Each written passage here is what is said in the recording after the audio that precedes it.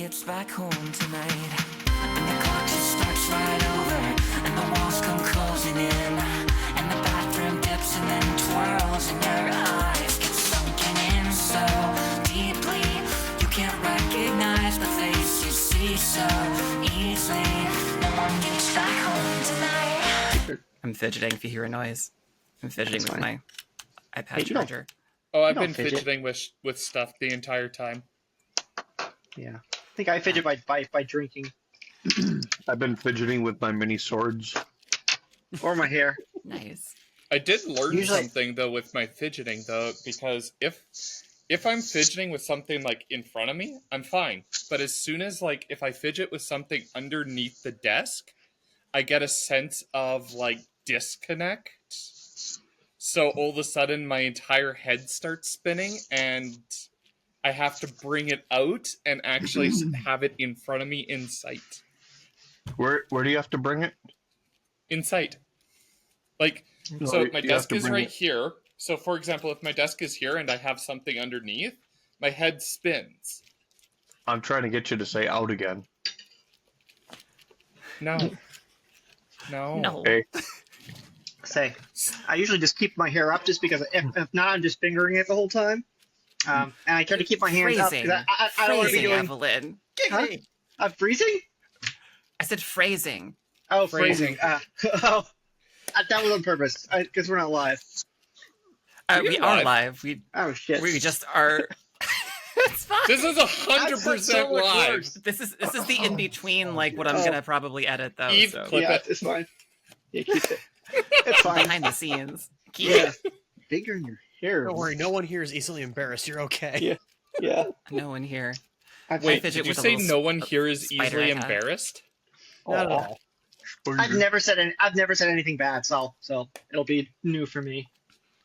I'm perfect. I have never done anything wrong ever in my life. Ever. I know this, and I love you. Sorry, Parks and Rec. Jenny Slate is a national treasure. I fidget with a little 3D printed spider that one of my friends got me for my birthday one year. Or maybe it was Christmas. Birthday. Is it Lucas? Solstice. No, Lucas. it's just a general spider with it's kind of like rainbowy. It's adorable. It's really cute. I just kind of play with it sometimes, and it makes noise in the microphone. So. Oh, that's what that is. Yeah. I probably need to get something like that. Otherwise, when I'm at work, I'm just like clicking my pen on and off, or like I have to click it a certain number of times, or else it just annoys me because it's not in numbers and not in like groups of 4. OCD. OC Daisy. Love I got OCD. myself a bag of swords. So I thought that was pot for a second, and I was really excited. No, it's swords. It's just a dime bag of swords. Spark it up, man. I can't smoke Spark it up, the reefer. I got bad lungs, so Yeah. I'll have to easy gummies if I go out there. Back in my day, you had to make brownies from scratch. Supposedly. Supposedly. Yeah. So I heard. So I heard. That's what the youngins say. The youngins. The youths. Me? The youths. Marijuana? No. Marijuana. It's a. Yes, I do. I do wanna. Yeah. I can only do the edibles because shitty lungs. Yay. Yeah. Yep, right there with you. It's just more convenient and less smell. So I tend to do edibles. But Yeah, I can't deal with the smell of it. Yeah. Having worked down the hallway from an evidence room for 5 years. No. Yeah. I have a skate park about 200 feet from my back door. And every day it wafts on up, and I am so tired of it. Oh my! I'm going to go out and say I actually really enjoyed the smell of weed, but then again, I live in Washington State, so you become accustomed to it. Yeah. Yeah. Well, we have it here. You drive in, and the smog is just along the ditches. So yeah. There you go. We do call it ditchweed. I mean. Yeah. Called it rags. You can smoke it. However, I would not try that. That'd really harsh the vibe. See, I'm hoping my iPad doesn't shut up power off. If it does, is there a way I can get on my phone just the same way I got on here? Same way you got on here, yeah. Is your iPad not charging despite being plugged in? It's being stupid. I don't. Okay. I have it even on low power mode. It's like just like slowly going down slower than it would if I had it unplugged. Sounds like it might need a new battery on it. It's brand new. I've never used it. No, It's brand streaming, doing It's like brand new. streaming and uploading and things like that will drain your battery much quicker than Yeah. It's like it that- charges. Speaking from Another somebody part who of does that. a lot of streaming and stuff, we're constantly doing uploading to River. So, as a former Apple engineer, if you don't have the Apple plug with it, so if you are using aftermarket plugs and things like that, it can also drain your battery because you're not getting enough power to it while you're streaming. Not enough That's juice. what I used to design, by the way, is the power systems. Oh, nice. So you it's your were fault like we had all deep in those it. different See, plugs for so many years. The magnetic plug. Yeah. yeah, the MagSafe. Yep. Which sounds like a weapon, by the way. MagSafe. Yeah, I thought it was like some military stuff when I first heard it, and I'm like, MagSafe? Like, why would I need this? And then it's like, oh, it's just a usual thing. Like, Apple's getting into firearms. Hey, they were going to have a car. The only problem is that it wasn't going to have windows, so.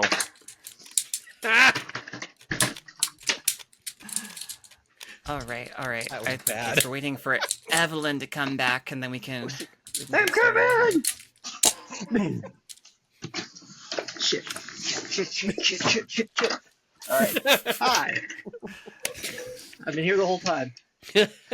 I've been here the whole time. Game changer. If you join the Discord server, you Flipping can that tell that soundboard, I swear to God. Evelyn does that a lot. What? But swear? You off screen. Jet.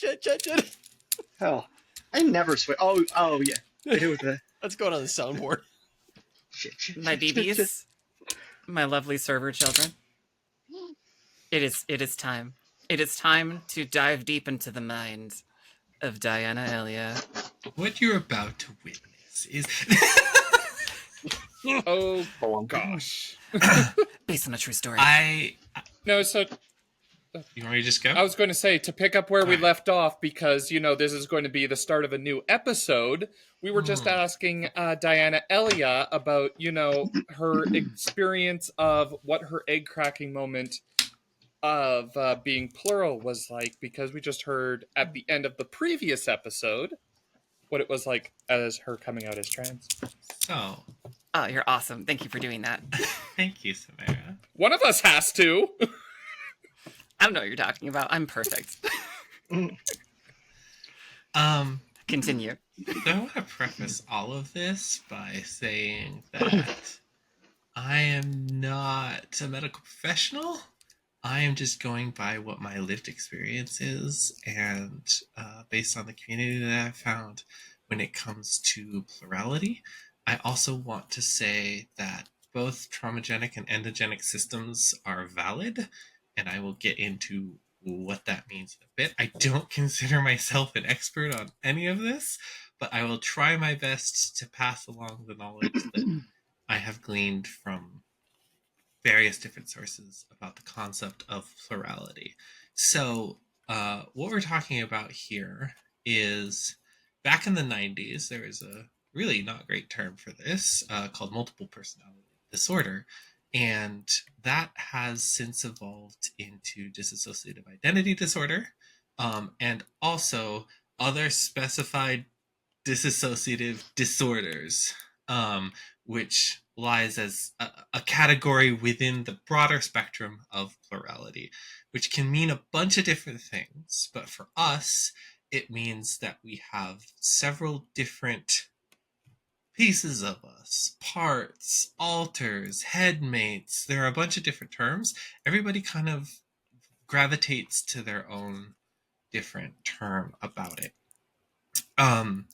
One of the first things that happens in this story, so we had joined the Transspotting server, and things got plural in a hurry in there. And I can distinctly remember one of my unnamed friends came out as plural on the server. And I remember DMing this person and being like, that makes so much sense. Oh my gosh, like, based on like all of this information and how you experience this, of course, that makes total sense. Not in in a way that like on a subconscious level I resonated too much with that, but didn't understand what was going on. And so I got exposed to different members of the plural community who interacted with their systems. That's what we call groups of authors or headmates within the entity that is us. And it made a lot of sense. And then, kind of like as happened with our trans identity, pieces started showing through the cracks. And different things happened. And one of the things that happened was actually around gender.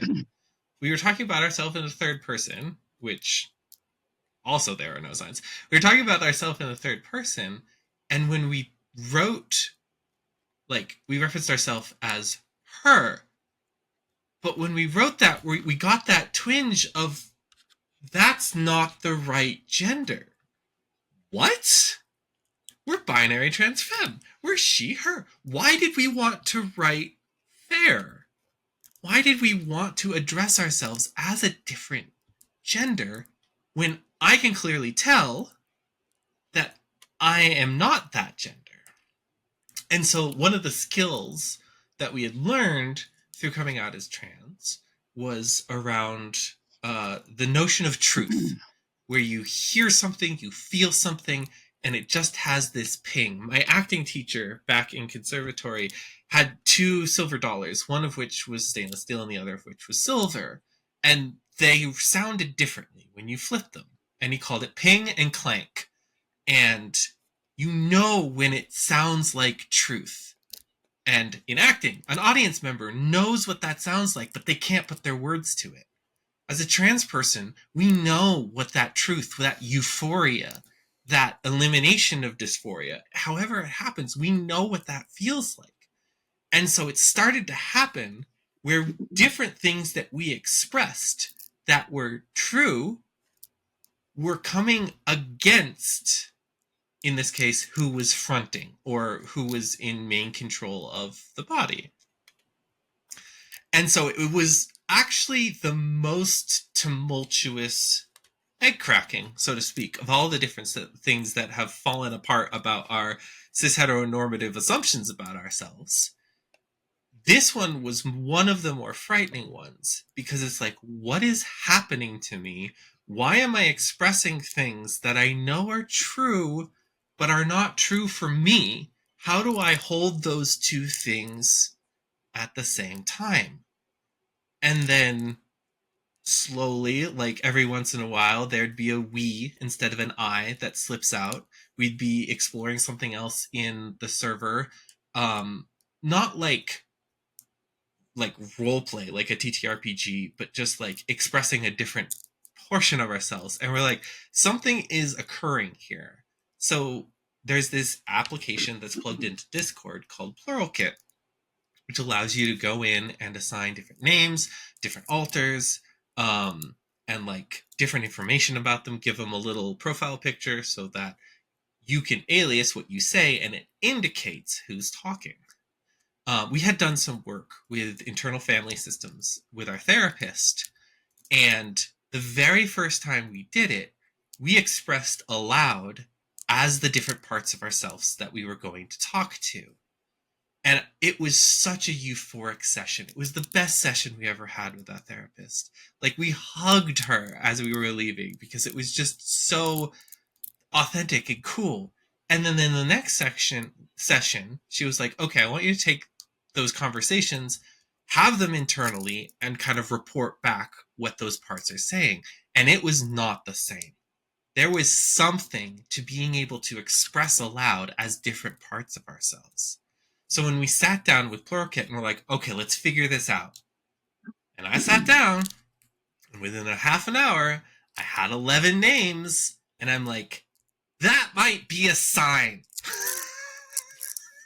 That might There be were a no sign signs. that something is up.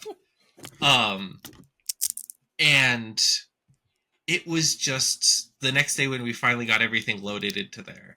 It was just an explosion of color and sound and all these different parts of ourselves that we had been honestly locked up within our headspace, which is like the visual representation of how we interact with each other in our mind. It was literally like a dungeon where people were kept. The doors were not locked. Interestingly enough, everybody just followed the rules because the rules were paramount.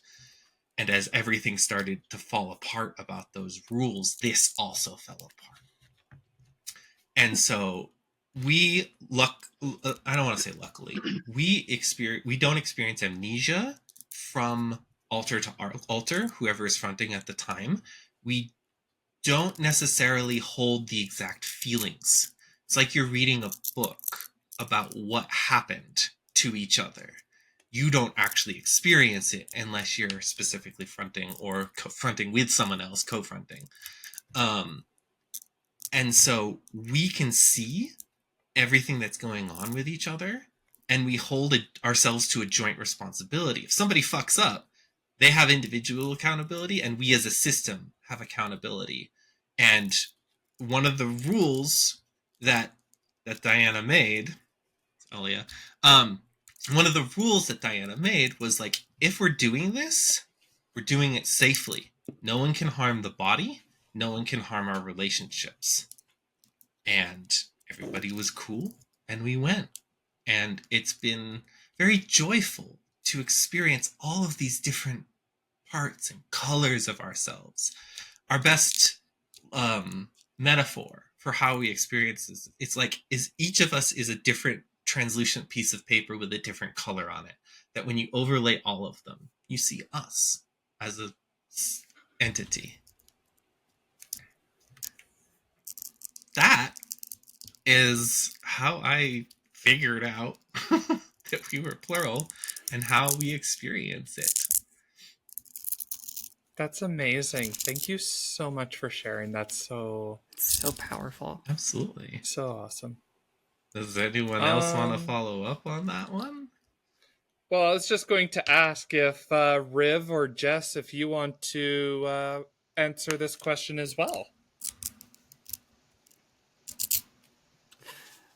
As in the egg cracking? Yeah. Yeah. Do we need? Should we? I think we've been over it a few times. At least I have a few times on before. I could talk a little bit about it, unless you want to. Well, I think we're going back to the question. I know you and I are also both plural. So, but I think Samara's referring to continuing the conversation of egg cracking in general, of the whole trans thing. I mean, if you want to go into the plural, I mean, you can also do that. And I'm just bringing back the question that was presented and giving everyone here a chance to answer not only our wonderful guest, but also us. You know, I'm facilitating, Riv. We're facilitating. Oh, I love when you facilitate and I don't have to. Why don't you go? Jess, do you want to take this on? Like a deer in the headlights. Wait, is it my go now? No. Yes, please. I meant Samara. Yeah. I meant Samara, but yeah. And then Samara, I know. I saw you try to wiggle out of that just a little. I think that when the last episode that I was on with you, Riv, I think I talked about this a little bit, but I have a lot of moments, so I'm gonna try to. I think I know the one that I probably talked about when in that conversation. So I'm gonna pick a different one because I have so many moments of cracking. I kind of feel like I just crumbled at the end. So I'll actually tell that story. I've been like I have presented as genderqueer.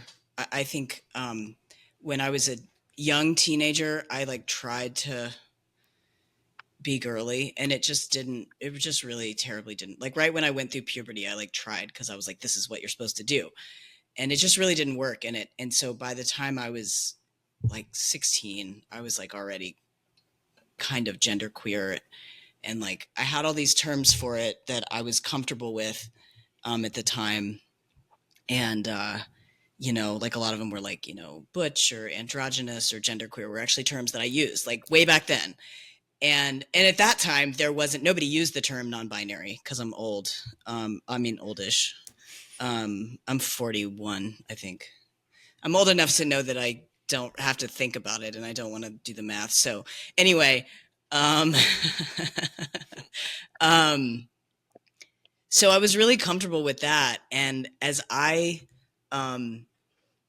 got older and then non-binary actually became a term that was used, I like had some friends who were a little bit younger who were using that terminology, and I kind of like went into this like, well, maybe I'm non-binary. And so sometime around the pandemic, I had decided that I wanted to lean into that because I had had all of these other cracks that were really like kind of pushing me towards like, I mean, I've always questioned my gender, so I just was really felt pushed towards that. And I remember it was the pandemic. And for me, the other thing that pushed me towards this was actually becoming a parent, which I'll explain in just a second. But it was the pandemic, and we had like masked up to go to the bookstore. It's like the first time we had like the bookstore had reopened, and we had like masked up to go in. And I remember I was like, I'm gonna get a book about non-binary identity, and I'm gonna like read it, even though I know, and like there's all this thing I can find out and online and with friends and the queer community. Like I want to get a book about this. So I like got my book about non-binary identity, and I'm like holding it, and I saw this other book that was about parents of trans kids and how to support a trans kid if you're a parent and you want to be a supportive parent. And so I was kind of like, okay, I'm curious just to look at this. I'm not going to get this today because I'm like here for my non-binary book. But I like opened up the book and I'm kind of flipping through it, and there was a list that was like the list from, I don't know if it's like the W Path or, you know, it was like from the therapists or psychologists or whatever. And it was like basically the ways that, you know, I don't want to say, I'm going to choose my words wisely here, but basically like how you can kind of just be aware of kids that may be transgender. And this was really specifically, it wasn't even about like gender curious or whatever. It was like really like kids who are trans who will need that support. And it was like this bulleted list. And as I'm like reading the bulleted list, I was like, oh yeah, that was like me when I was a kid. And then I like read the next point. I'd be like, oh yeah, that was like me when I was a kid. And like, then I'd like read the next, you know, and it was things like, you know, like the kid says they're the other gender. Right. And then it's like, okay, the kid like gets really upset if you try to have them wear clothes that are the gender that they were assigned at birth. Right. And like, then it's like, it talks about, you know, the toys that are played with and like the style of play. And it's just like kept going and going and going. And like a lot of that is like socially conditioned. And there's, you know, a lot that can be said about just expectations on kids in general, you know. But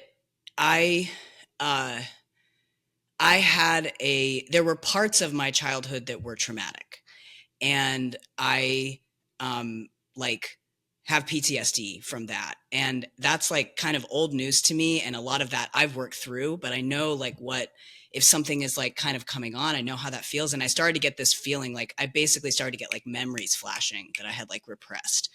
And I was just like, holy shit. I like put down the book and I like went outside and sat on the bench outside of this bookstore. And I was just like, whoa, because I started to get all of this, you know, that like reading this list had just unlocked for me.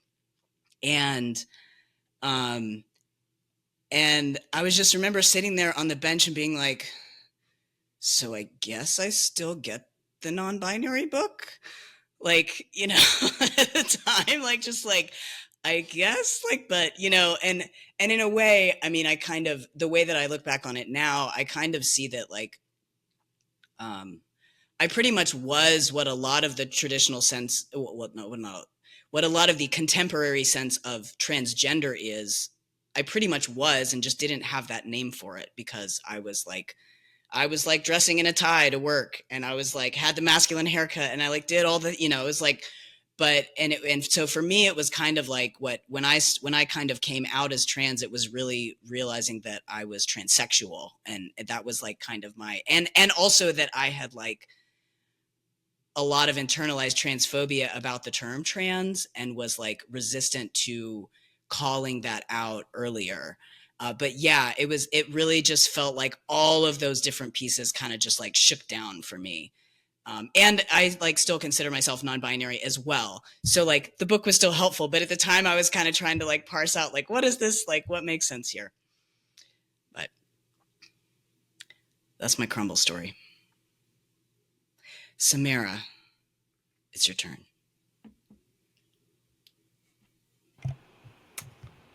If you go back to season 2, episode 1. We weren't on episode 1. So Yeah, it was. Season 2, episode episode 1. Oh no, I was that episode 3. You were episode 3. Gotcha. You gotta tell. You gotta.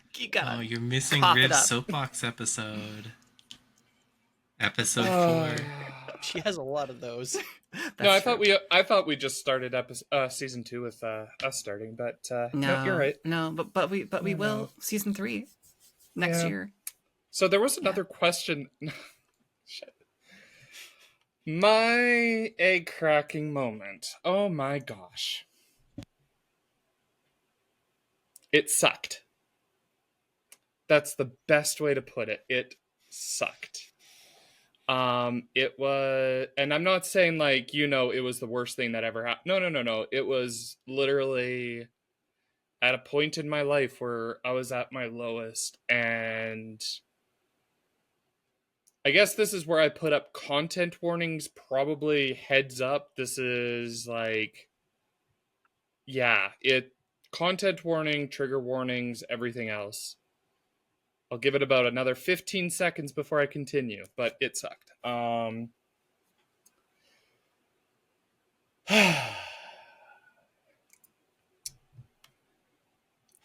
So, prefacing it all, it was, you know, I grew up, you know, solid family, solid everything, you know, everything was very good. You were given your life, you lived through it. As a kid, I always knew there was something different about me, and that, you know, it just didn't make sense. I was very non-conformative. I would, you know, follow up with things. But anyways, when I did decide and have that egg crack was at the moment when I either A, stopped living my life and just give up on everything, or B, meet up with a friend and we talked. It was October 25th, 2019, and we met at 9 p.m. at night. And we sat down and I heard her story, and yeah, it was a lot of connecting the dots. Her story sounding very similar to mine. And her basically telling me she is my trans mommy. She is trans as well. She is absolutely amazing. I love her to pieces, and she's extremely humble because I've told her that she saved my life that night, and she's, no, I just guided you. But anyways, it was at a point when I was ready to end everything. And so it sucked. What led up afterwards, absolutely amazing. Going through, getting HRT, getting a absolute shit of a psychiatrist for a year. Yeah, it was great. And then also, transitioning during the pandemic, it was hard because, there was a lot of, um, no ways to really get to meet with people because of the damn pandemic. So a lot of the stuff I had to explore myself, which is one of the reasons why with this, server, I put in so much time and effort into making this server at what it is because I didn't have that.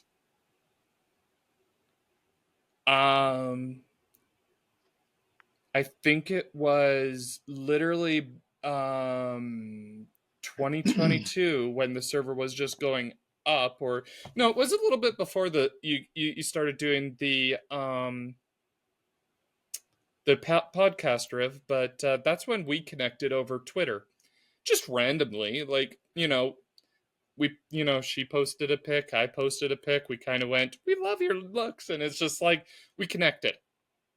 And it's so funny because from us just starting talking way back like 3-4 years ago, we have bonded because of the fact that, hey, we started HRT about the same time. Hey, we started what was it? We came out around, similar times. Hey, we I had my surgery and then Riv had her surgery 6 months later. Like, all of a sudden, all these things came out, and like, being able to connect with Riv was that moment for me where it was really amazing. So, back to the original question, what was my egg cracking moment? Like, it sucked. It's not all going to be fam glam, oh my gosh, this is so, no, there is a lot of times where it's just going to be that moment of just being, holy shit. There is, it's not even about there was something wrong. It was just there was something that I had to come to terms with. I had to basically live that moment of, I was living a lie all the way up to this point, and I couldn't continue doing that.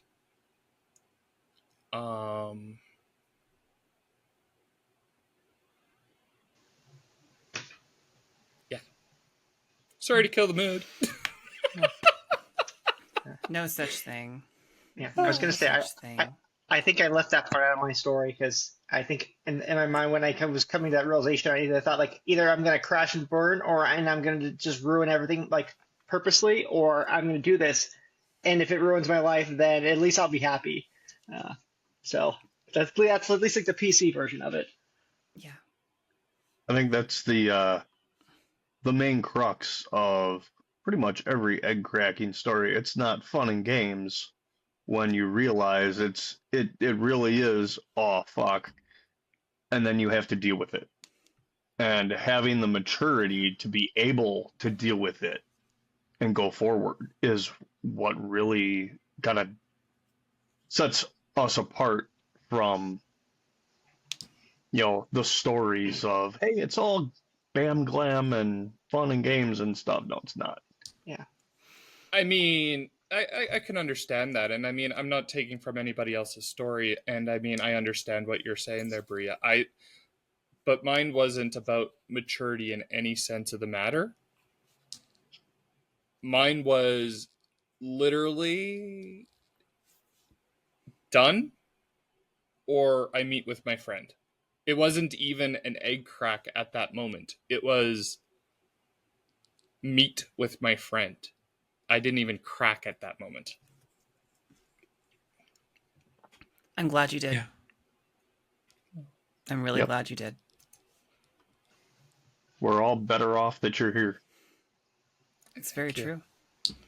The amount of lives that you improved, probably daily, is I can't count them.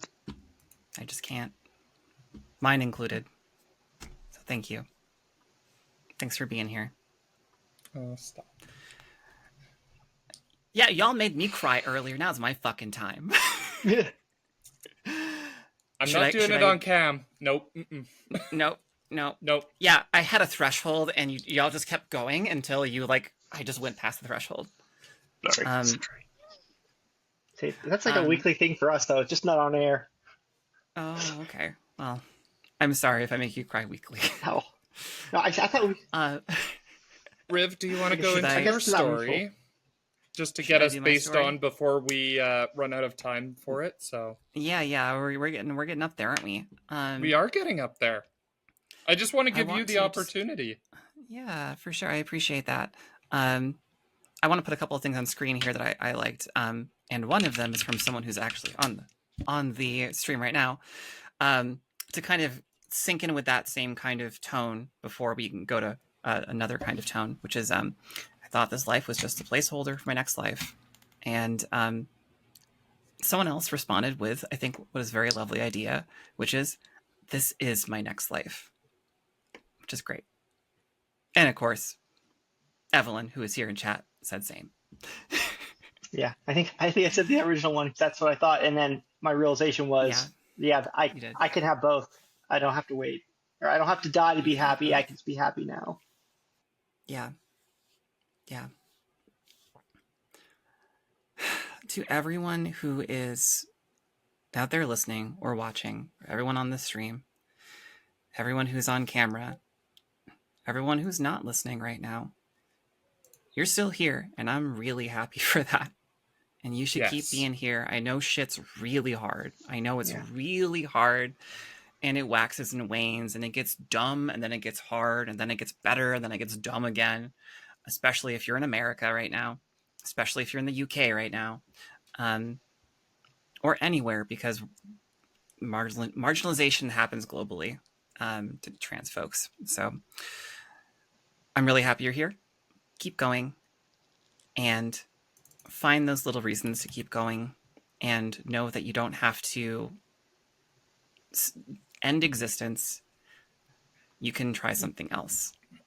And there are a lot of barriers for some folks too. And if you're listening, hop in the Discord server, connect with someone. It's saved a lot of us over and over again. And those connections will continue to save all of us. Mm. Yeah. And reach out. Story. Yeah. And reach out, because, like River said, a lot of us has been through a lot of shit. So we can't fix what you're going through. We can just empathize with you and listen and just be there for you, just so you know you're not alone. We're here. I will give y'all the extended story. So my whole life as a kid, which I have barely any memories of, I have a few memories, and they're all of things like, oh, there were no signs. But I was a very sensitive kid, very sensitive. I was what I now understand is nonverbal autistic to strangers. So that was really hard. And because I was very effeminate, and I was very small framed, and I was very quiet, I got bullied a lot and called some slurs quite a bit. Don't remember a whole lot from that time anymore, but there was something going on. I knew there was something about me that was different the entire time. And that was kind of continuing until I hit about middle school, high school, when puberty started to set in, and I started to get little mustache hairs.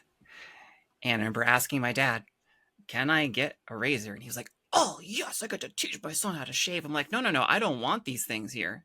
I don't want them. That's why I need to go and get a razor. I don't want them. And so that was another kind of sticking point of like, this doesn't feel right. Something doesn't feel right here. My body is changing in ways that I was expecting, but not in ways that I feel congruent with how I'm feeling it in my own body. And if you are bullied long enough as an autistic child, as a gender nonconforming child, as a outsider, you start to develop coping mechanisms, and one of them is masking. And I would mask super, super hard, and I would mask and fake it. After a while in high school that I was outgoing, I would fake that I wanted to be a guy. I would fake that I wanted to have a beard and all those things because um, trying anything else that was not possible at the time didn't feel like it was very productive. Um, so that continued for a while, and then I hit college and got to try different things, got to be on my own for a bit. And by my own, I mean with like roommates, because I ain't made of money. And uh, I started to try different clothing. I was in my emo phase, still in my emo phase. And when you, as folks who may know from back then, that phase is all about like girl pants. You put on girl pants, and you go as skinny as you possibly can with the girl pants. And I was, wafer thin. So I would do that, and it felt right. It felt good. Started switching up to do actually acquire girls' clothing in terms of more androgynous stuff. So like a hoodie with a fur hood. It was super cute. It was androgynous. Wasn't a big deal at the time. It just happened to be woman's article of clothing. It could have fit for any gender at that time. And then my hair, I grew my hair long and play with styles and things, play with eyeliner and eyeshadow and makeup, because that was the emo thing to do. And I was working at Hot Topic at the time and all those things. And still kind of not knowing why. Why does this feel right? Why does this feel better than it did before? Why does this feel different and something I want to keep exploring? And then I ended up going into a relationship with someone that was unfortunately abusive in all of the ways you can imagine. It was abusive, and it was not good. It was not good. I tell you, no. I highly recommend avoiding abusive relationships. During that time, I regressed a whole bunch, and I did escape that relationship, of course, because I'm here. Had a nice little grippy sock vacation, developed CPTSD from all of the stuff before and during, and dealt with that for a while. And what happened? I put up the mask that was coming down even harder, because I wanted to feel like I was in control of my life and I was in control of my body again. And the way that was societally acceptable was to go full on masculine. And so I started lifting weights. I started focusing on upper body. I started to get really jacked. And that continued for a long time. In fact, it paused for a bit. And then when I had my CPTSD resurgence of actually experiencing the flashbacks and the symptoms after like all the blocked memories, which was about 7 years later, that's really when I doubled down and was like, I'm going to get beefy. I'm going to make it so that no one can take advantage of me ever again in that way, and that I'm strong, and I'm going to be this dude's dude who is kind, but also can fuck you up if I need to. And but I skipped leg day, so because that's what you do when you're trying to push things deep down inside. And then COVID happened. And like a lot of other folks, I experienced the gift that is introspection and lack of being perceived, and started to have a lot of memories that came back to me that I'd already worked through a lot of my PTSD triggers and like issues, which were not good. I was not in a very good place at that 7-year after mark. I had to go through a lot of outpatient therapy, some group therapy, to start to understand how to deal with the symptoms I was having. And I did not like who I was back then. So I got through that. So when I started to have memories come back to me and feelings come back to me of like what it felt like to feel good in my body and good in clothing, I started to be like, well, maybe there's something going on here. And then I, started to have more folks on Twitter and social media in general start to talk more about their gender experiences, and it was more widely knowledge was more widely available to understand what I was feeling at the time. So I came out to myself the first time as gender fluid. And I was like, yeah, I'm just gonna oscillate between like he, they, and she pronouns and all that stuff. And it's great. I can start to express myself in different ways. I'm not going to do HRT. I'm just gender fluid between all of the genders that are available.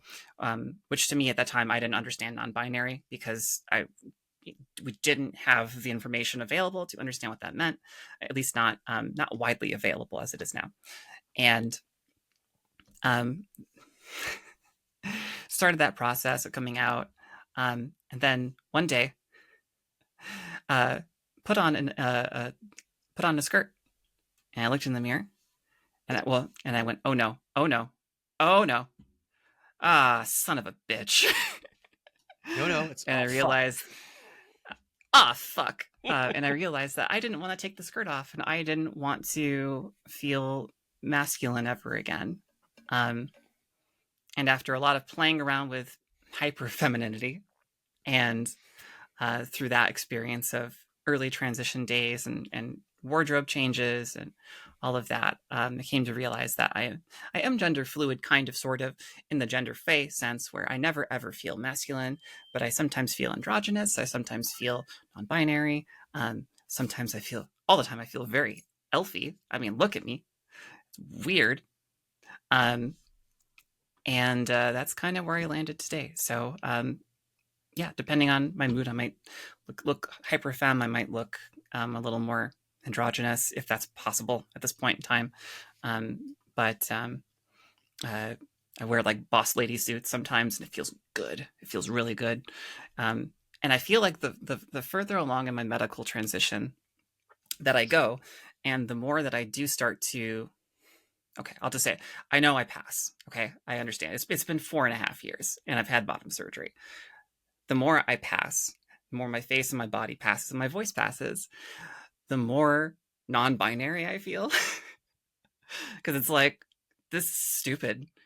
Like, I'm not just that. I'm also so much more than that. And the more I start to play with expression, within reason, because I have to also play nice at the office and all that stuff. But still, yeah, that is the extended 3-hour version of Lord of the Rings, aka River's egg crumbling moments, multiple moments. Yeah. Any questions, feedback, concerns? Sorry, this is my manager mode coming in. Thank you for sharing. Thanks. Making everybody tear up. I'm so vulnerable Retribution. right now. I like the concept. That was of, amazing. Like, the experience of transitioning, and then not like arriving, but you know what I mean, where you're like, I've been doing this for a while, I've met a whole bunch of my goals. What if I could be a little more? What if I could play with this a little more and be a little more in tune with whom I am, and not some construct of some ideal that I'm trying to be that's not me. Well, I think it, like, even on that, I love the fact that it's almost the fact on how you're still egg cracking to this day, and it's still the evolution of that, and it's the continued journey, and it's so cool and exciting. I love that for you in so many ways, because it's like, while we might have heard a part of the story way back when in the podcast, we get to hear an updated version of, hey, this is what's been going on in the last few years. So thank you so much for sharing. We have about 10 minutes of the podcast left, and just to keep it moving along, we'll do a quick round table of a question that was asked a little bit earlier here, and just to get it moving along, so Riv can take a breath with her voice. We'll just do our guests with this question, just to kind of keep it time consistent. We'll do reverse order this time, but the question was, what can I do as an ally to better support the 2S LGBTQIA plus community? So we'll start reverse order. Diana, Elia, if you want to kick us off with that one. Takes DEI hat out of the drawer, puts on DEI hat. Hi. I've actually had this conversation a whole bunch.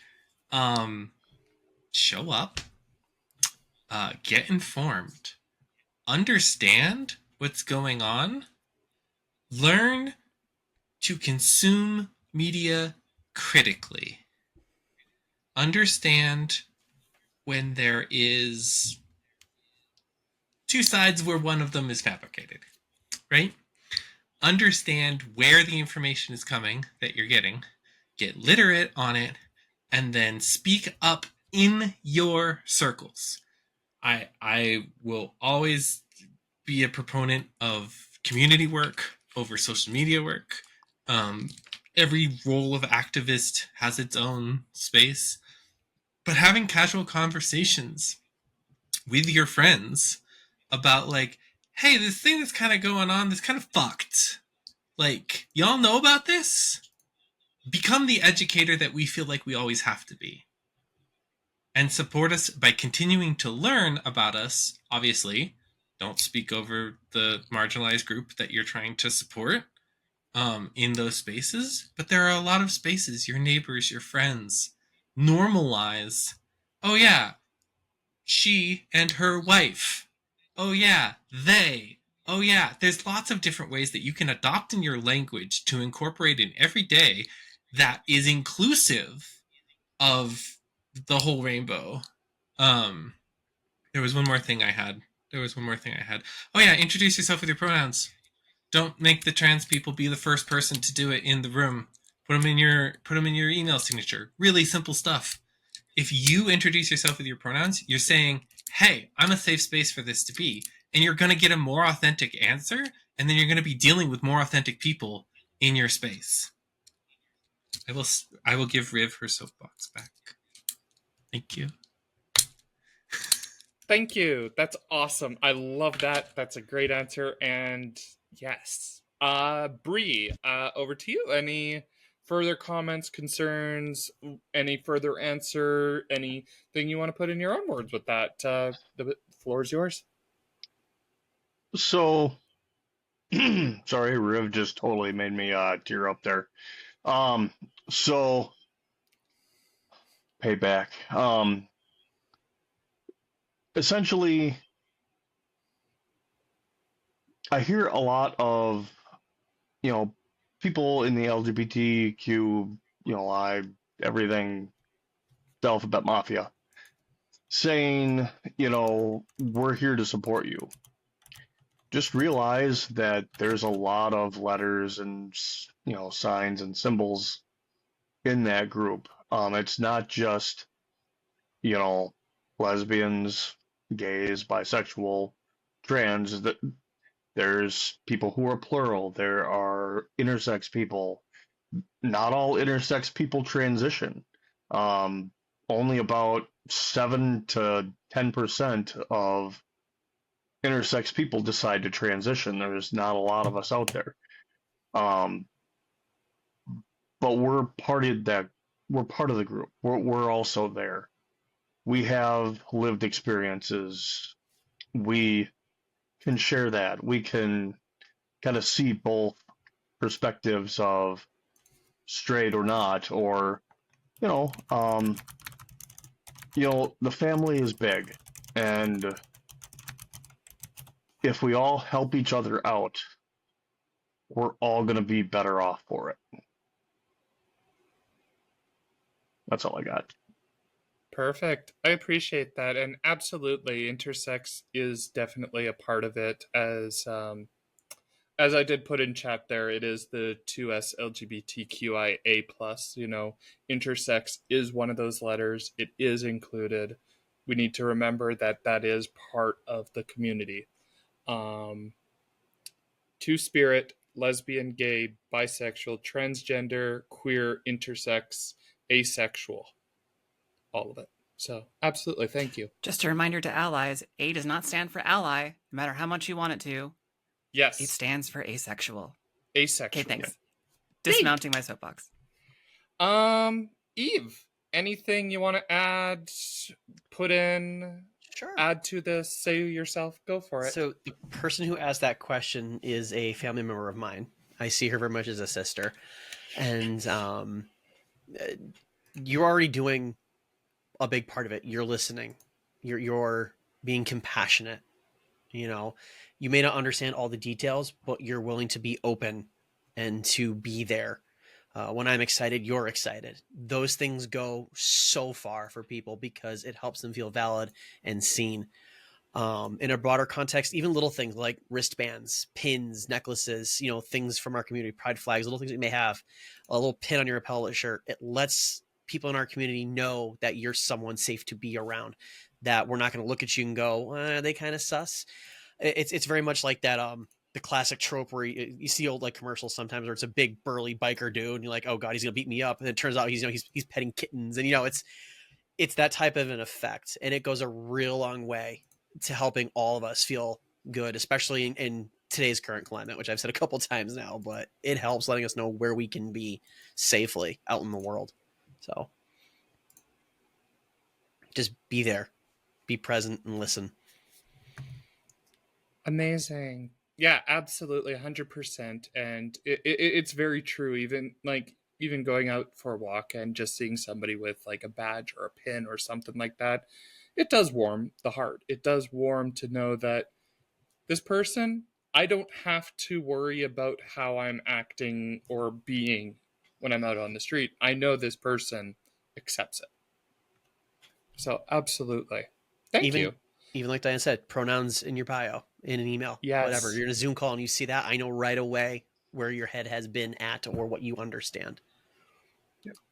To jump even on the pronoun thing, jumping on the whole corporate shilling, did you know Fairmont Hotels, every single person, it is a business requirement to have pronouns in your signatures for work. The entire Fairmont franchise. How do I know this? I'm part of the Fairmont franchise. Anyways. Sponsored by Fairmont franchise. I wish. If we could get sponsored by Fairmont, Accor, let's talk. Evelyn, anything you want to say, add, take away, put in yourself, by all means, the floor is yours. So, it's Rissa. I had something in my head and I'm forgetting what it was. Oh, I don't know if anyone said this. I kind of blanked out for a second, but just if we're giving you feedback, don't. I'm gonna try to word this. I'm gonna try to be the sensible one here, but just take it respectfully. We're doing it because we want to have a relation, some kind of interaction with you. If we didn't care about you, we would just shoo you away.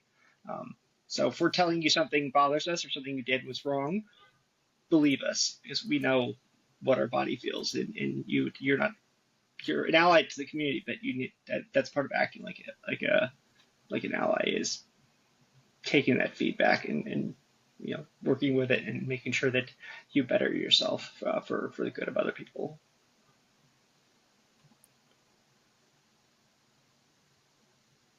Yeah, absolutely. Thank you for sharing. All of you, incredible. It was so amazing to hear from you, hear your stories, hear backgrounds, hearing about what Pride means to you and how it is for coming out. It was absolutely amazing. There were tears shared, there was stories shared, there were feelings felt. It's amazing. And you know what? This entire show segment, everything is what Pride is about. And amazing. And I mean, the biggest thing I think to take away from this is remember after this show is be gentle with yourself as well. I mean, That's another thing about pride is remembering to self-care, be gentle with yourself, give yourself the space you need, especially when you are telling your stories like this. There is so much raw emotions that do come to the surface. Co-hosts, please take Amen. from me. You did such a good job. I'm so proud of you. Firstly, Samara, and then everyone else. Wrangling everyone and going around round table. Love it. Is any of my co-hosts have any additional thoughts before we button it up for the night? I just want to say thanks everybody for joining. It's been really great to talk to everybody fun. and get to know you all a little bit more. And it's wonderful to be in community with you and to celebrate, have our own little live stream pride celebration right here. It's really cool. We're a blast. One less plug for the Discord. We're ally friendly as well. We are ally friendly. Just recognize that you are in our space if you're an ally joining, and you will get along just fine. You're welcome. That's right. Yes. Big hug. Big hugs. Well then, I guess this is where I play the outro music. No one gets back home tonight, and it's so